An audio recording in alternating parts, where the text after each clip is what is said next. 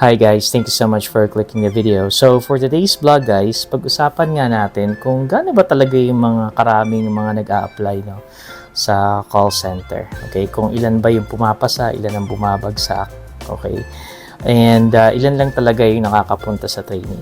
Alright, so guys, the number is very surprising. Okay, because nowadays, parang minsan marami nang nasasabi, marami na raw pumapasa, okay, sa call center world, right? It's call center interview. But information shows na only 0.8% lang pala sa mga applicants ang nakakapasa.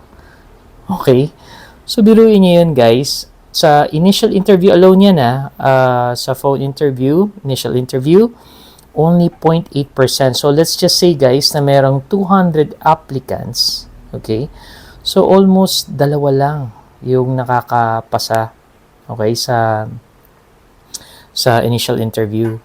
And also, there is some information na after that, okay, na initial interview, of course, marami pang interviews yan, okay, and then the final interview, only 47%, guys, ang nakakapasa. So, yung kalahati ng 2%, okay, ang makakapasa sa makakasign ng contract.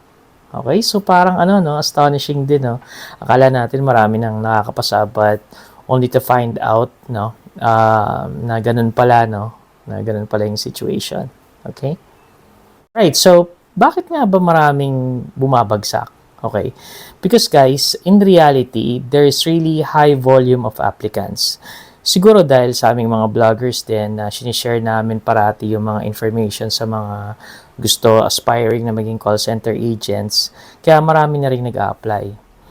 Minsan, as many as 400 a day or maybe more than that, okay, sa isang araw, no?